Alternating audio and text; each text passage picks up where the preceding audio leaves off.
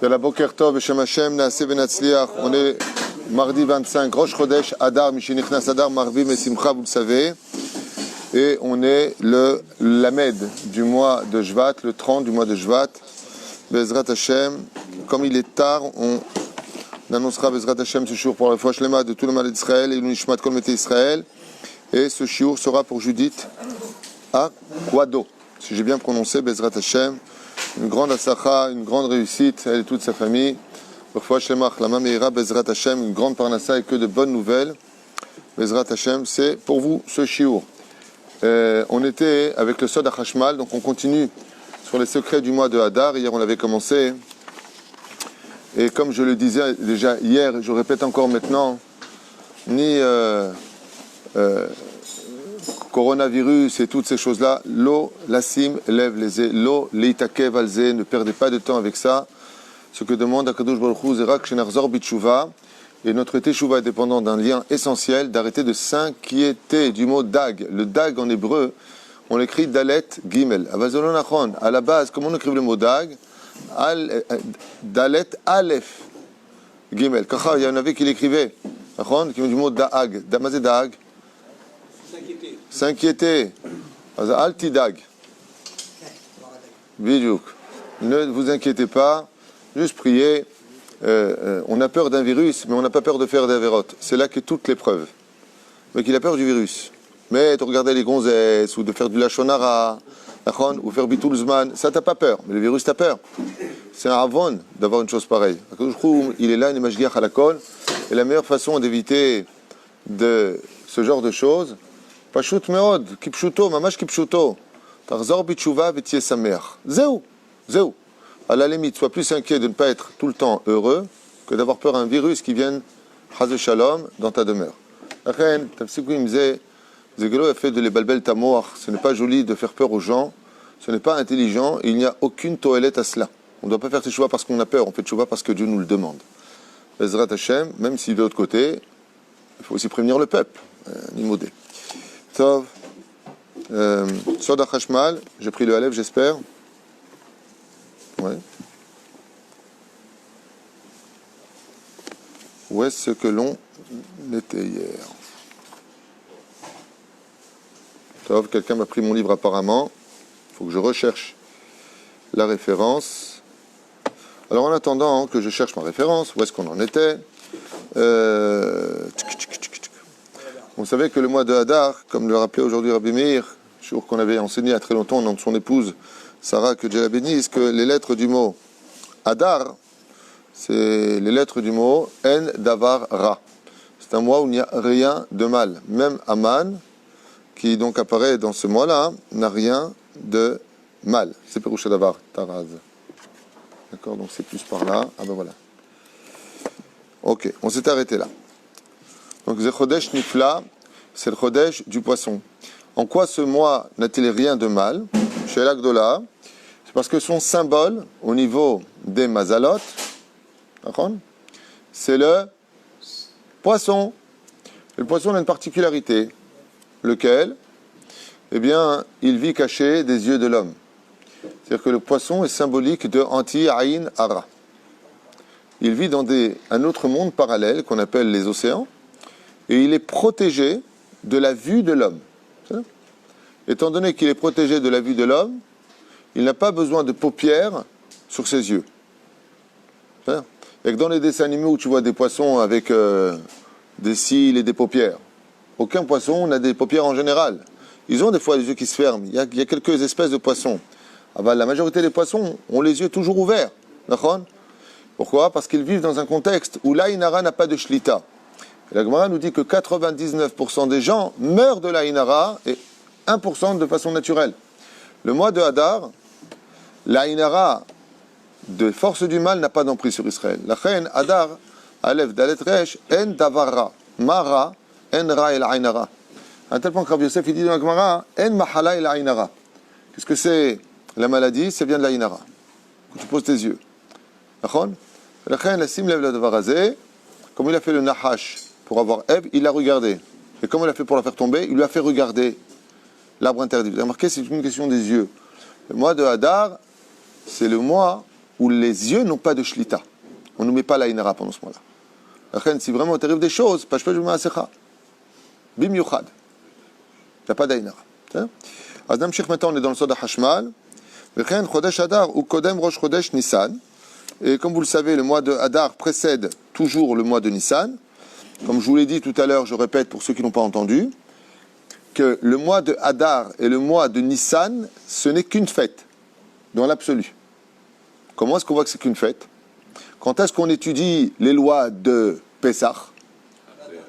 À Hadar, à partir de quand? Purim.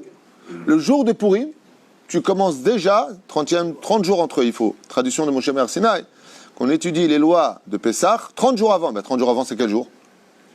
Si le 15, le 14 au soir, le 15, c'est Pessah. Azmata et nous. 14 et 15, nous aussi. Pour Purim. Maintenant, une journée, c'est combien? Une journée, c'est... Ouais, déjà Pessah. Oui. Une journée, c'est combien? 24 heures. C'est pas une journée de 12 heures. Une journée, c'est composé de jour et de nuit. Oui. Toutes les mitzvot de Purim, elles ont lieu quand? Le jour. Si tu as fait Mishloach Manot, on a dit tout à l'heure, Matonot Le'Evyonim, le Mishté, la nuit, tu n'as pas fait la mitzvah. C'est que le jour. Et Pesach, la mitzvot, c'est quand? C'est la nuit. Donc, Yom et Had, c'est un jour.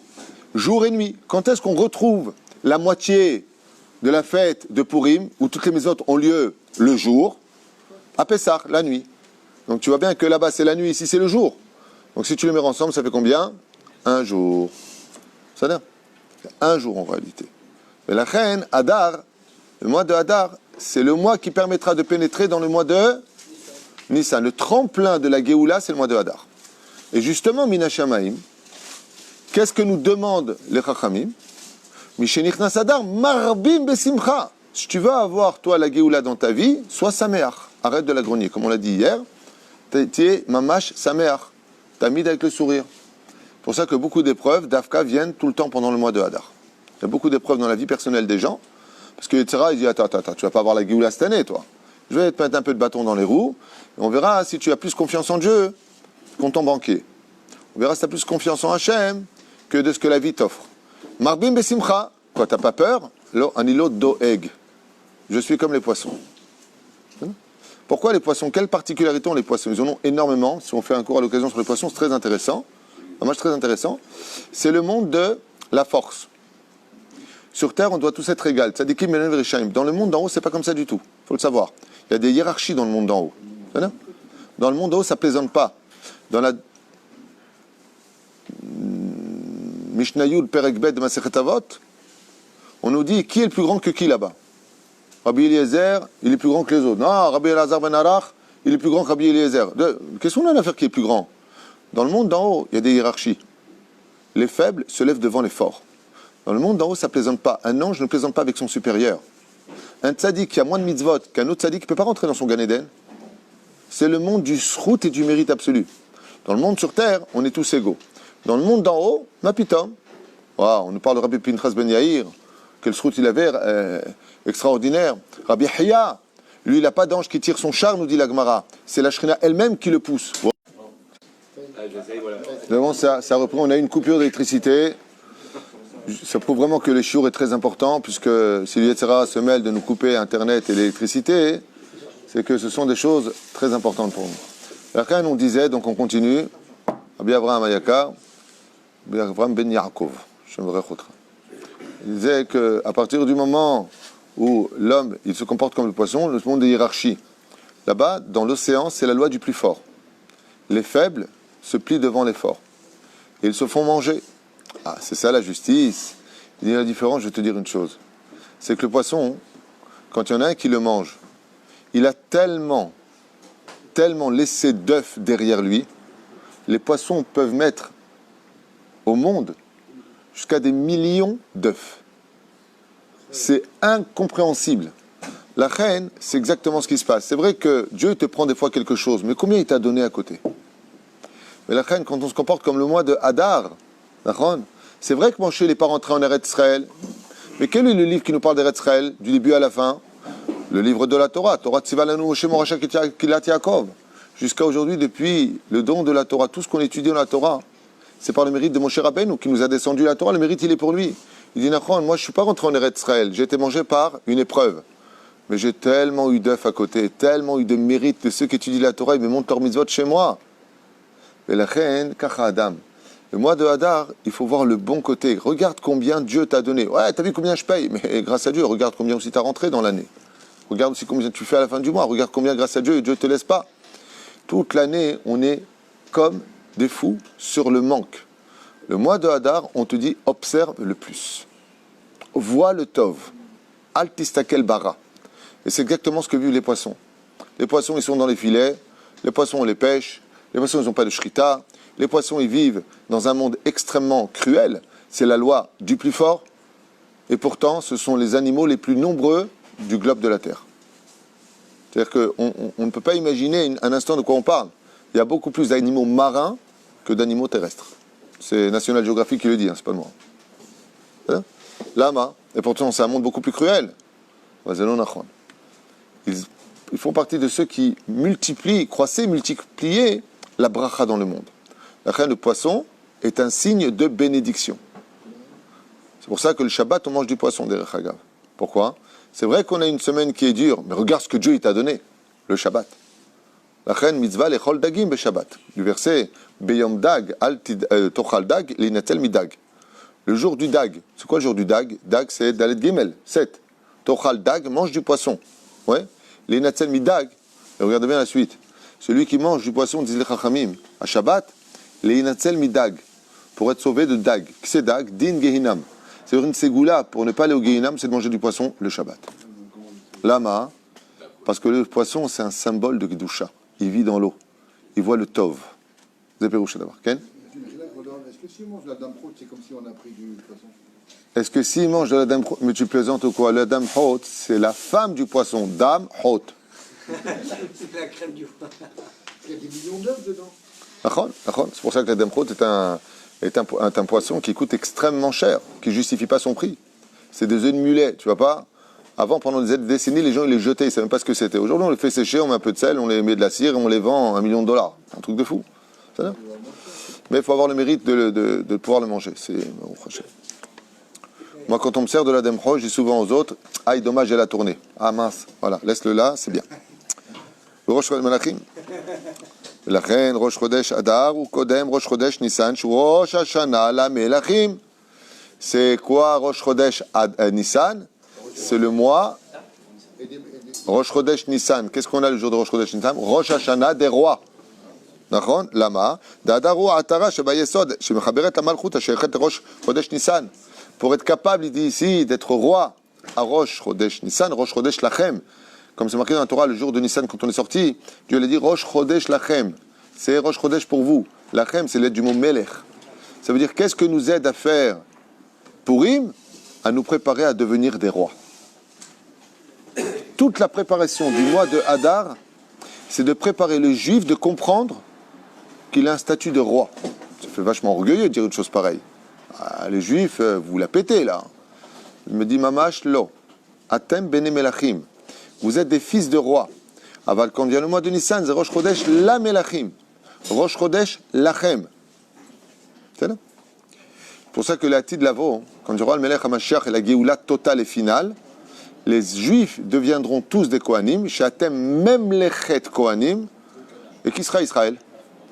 Les nations du monde. C'est-à-dire qu'il y aura une situation très bizarre, exactement. Il y aura une situation très bizarre où les enfants d'Israël vont s'élever à un degré qui n'était pas le nôtre jusqu'à aujourd'hui, et les nations du monde prendront un peu le rôle d'Israël. Bon, eux, ils ont voulu avancer le temps. C'est pas Minastam, ces religions existent. Ils ont voulu devancer le temps. Ouais, c'est bon, c'est nous maintenant. Aval, la Tidavos Machiyeh. Et la reine, le peuple d'Israël, il commet une erreur fatale. Ce que je vais vous dire va peut-être vous choquer, mais l'humilité, c'est pas de jouer les malades, la tête en bas, je vaux rien, je suis que poussière. C'est pas ça l'humilité. L'humilité, c'est de savoir quel est mon rôle sans le faire pour moi. Si les enfants d'Israël savaient quel degré de Neshama ils ont en eux, qui ils sont, si une batte Israël savait qui elle était, jamais, au grand jamais, elle sortira en jupe courte. Jamais, au grand jamais, elle se donnerait avant le mariage. Jamais. Si elle était consciente. Quand on fait des choses qui sont anti-halakha, c'est qu'on a juste oublié qui on était. Quand on est capable d'être conscient de la Neshama que Dieu nous a donnée sur terre, vous avez vu encore l'émission qu'ils ont fait la semaine dernière en France, combien il y a de juifs en France? Tu as vu cette vidéo? Oh, 10 millions. Tu as vu ce truc? La semaine dernière, ils ont fait un sondage, ils ont montré la vidéo sur une des chaînes françaises. Est-ce que vous connaissez combien il y a eu de morts à la Shoah? 100 000, oh, peut-être 10 000. Combien il y a de juifs en France? Oh, 10 millions. On est peut-être 14 millions maximum sur Terre, globe de la Terre. 14 millions. Comment se fait-il que tout le monde est persuadé qu'il y a des millions et des millions et des centaines de millions de juifs sur Terre? C'est un truc de fou. Prenez un goy dans la rue, dites d'après toi, combien il y a de juifs aux États-Unis? Ça a été posé comme question, j'ai vu, on me l'a envoyé. Au moins, qui sont persuadés qu'on est... Quoi? Il y a des millions de personnes non juives sur Terre qui sont persuadées que les juifs sur le globe de la Terre sont plus de 150 millions. Ils sont persuadés. Alors qu'on est maximum 14 millions de juifs partout. Combien on a dans la Megillat Esther, dans un peuple qui était souverain sur le globe de la Terre? Combien on a de juifs principaux dans la Megillah? Deux. Mordechai et Esther. Quoi, pour deux personnes, tous balagan? Zak Dusha. Qu'est-ce qu'il a compris, Mordechai? Qui il était. Il a compris qu'est-ce qu'il avait dans le sang. Il a compris quel était son but. Qu'est-ce qui était Esther? Elle a commis une erreur. Esther, elle a commis une erreur dans la Megillah. Laquelle? Celle de sous-estimer la valeur de son être. Et c'est ce qu'il lui dit, Mordechai. Va chez le roi. Il dit, mais non, mais il ne m'a pas appelé. Mais il lui dit, mais tu sais qui tu es? Esther, réveille-toi. Tu n'es pas n'importe qui. Esther Amalka, tu es la reine. Et elle y va. Le plus grand défaut de notre peuple, qui nous a tués pendant ces 6000 ans de Tikkunim, enfin depuis Avraham Avinu, c'est la sous-estime de ce que vaut chaque juif. C'est la sous-estime. Comme le matin on dit Ele barechev, ve'ele basusim, v'anachnu b'shem Hashem. C'est extraordinaire. Les nations du monde viennent avec des chars, et nous on vient au nom d'Hachem. Vous avez remarqué que quand vous pliez vos téphilines tous les matins, de chaque côté vous avez la boîte carrée, et vous faites à droite, et ensuite à gauche. Vous le mettez en face, ça ressemble à quoi? À un char. Le char d'Israël, c'est sa Torah et ses mitzvot. La neshama du juif vaut des milliards. Il ne faut pas l'utiliser à mauvaise escience. Ah ouais, tu savais qui tu parles. C'est pas de ça dont on parle. C'est Ata Yodam Yata. Tu sais qui tu es. Quand on est sorti d'Égypte, qu'est-ce qu'on a vu ensemble? On a mis les tefilines. Pharaon a dit, si on met des tefilines, c'est qu'ils ne comptent pas revenir. Parce que les tefilines, c'est le symbole de quoi? De délivrance et donc de royauté. Parce que pour être un roi, il faut être libre. Un roi, ce qui fait de lui, c'est sa liberté. Il fait ce qu'il veut. Et la grande liberté de notre histoire, c'est de pouvoir, Bezrat Hashem, traverser tous les océans en comprenant qu'on devrait arrêter de regarder les uns et les autres et de se construire intérieurement à l'image de Esther et Mordechai qui se sont battus pour le peuple d'Israël, mais qui ont gagné le challenge contre Aman, qui lui a surestimé l'histoire de sa vie. Lui, il se prenait pour ce qu'il n'était pas. Résultat des courses, on l'a pendu. Haut et court. Mais Mordechai et Esther ont compris qui ils étaient. Et ils l'ont utilisé dans la bonne mesure. Am Israël, c'est Am Israël. Tous les matins, on dit dans la prière, Baruch ata Hashem Elokeinu melech haolam shelo asani goy. Ça ne veut pas dire que quand on dit qu'il ne m'a pas fait goy, que goy c'est péjoratif. Ça veut dire qu'on a un autre rôle à jouer. On a quelque chose de différent. C'est comme le mec qui s'évanouit, il dit un médecin, et il y a vraiment un médecin, un très bon médecin. Il dit, vous êtes médecin? Non, je suis que poussière. C'est pas de l'humilité, c'est de la bêtise humaine. Si Dieu t'a donné cette force de soigner, c'est une mitzvah avec rapport fait. Tu vois bien que c'est marqué. Va chez le médecin, il te soignera. Enfin, allez, vaille. Que tout le médecin fasse ça. On va s'arrêter là pour le shiur, il est déjà tard. De comprendre que le mois de Hadar est là pour nous réveiller et nous rappeler qu'au mois de Nissan, on commence à se comporter comme des rois. Et se pour comporter comme des rois signifie, écoutez bien les mots, je finirai avec ça, être un exemple à suivre. Pas je suis un roi, tu me sers. Pas je suis un roi, tu te la fermes, c'est moi qui parle. C'est pas ça. Ça c'est bien pour les imbéciles de l'esprit. Être un roi veut dire celui à qui on a envie de ressembler. C'est un signe d'exemple, d'humilité, de connaissance, de réflexion, de lumière pour les autres. Être un roi dans le judaïsme veut dire celui qui est là pour les autres. Red ki amchachata. Descends vers ton peuple. Parce que je disais d'ailleurs à propos du gouvernement. Si on pouvait voir un jour, Bezrat Hashem, bientôt le Mashiach, Amen, mais quelqu'un qui descende vers le peuple. On est dans un pays capitaliste où ceux qui sont en bas de l'échelle, donc bien plus que la moitié, n'ont jamais eu la visite de ceux qui sont en haut de l'échelle. Même s'il y a un travail de fond qui est très important ici, au niveau de la Revacha, au niveau des Hamutot, Aval Bezrat Hashem, vous verrez quand viendra le Mashiach, combien il descendra vers son peuple, combien il s'inquiétera pour chacun de nous, Bémet, à l'échelle individuelle. Le Mashiach intérieur, le Mashiach extérieur. C'est Pérouche Adavar que chacun de nous devons venir avec notre Megillah, à l'image du roi qui vient avec sa Megillah. Un roi, il ne vient pas avec un Tanakh à lire la Megillah. Il vient avec sa Megillah. Et quand il la tient dans les mains, qu'est-ce qu'il a? Le charvit d'Akadosh Baruch. Vous regarderez toutes les fêtes juives. Qu'est-ce qu'il a un roi? Les tfilines, c'est la couronne. Qu'est-ce qu'on a à Sukkot? L'herbat aminim, c'est le charvit. Comment le charvit? Le sceptre. Oui. Qu'est-ce qu'on a dans les mains à la Megillah? Qu'est-ce qu'on porte le Sefer Torah? Le roi des rois nous a donné sa Torah pour comprendre Bezrat Hashem, que nous aussi nous avons le droit, Bezrat Hashem, de comprendre que notre statut est loin d'être quelque chose de banal. Ne commets pas l'erreur de croire que d'être juif, ce n'est rien. Tu te trompes complètement. D'être juif, c'est le plus beau cadeau qu'on aurait pu recevoir du Créateur du monde, et c'est ce qu'on a reçu. Srut Gadol Meod, un tel point que les religions du monde vont convertir les autres, tandis que pour nous, il faut attendre très longtemps avant de rentrer chez nous. Pour la conversion juive, il faut vraiment se battre et faire ses preuves avant de dire « oui, ok, on t'accepte ». Lama, parce qu'il faut que tu prennes conscience pendant ce laps de temps de tes responsabilités en tant que juif, parce que de devenir juif, c'est la responsabilité sur laquelle tout le monde repose. C'est Péroucha d'abord.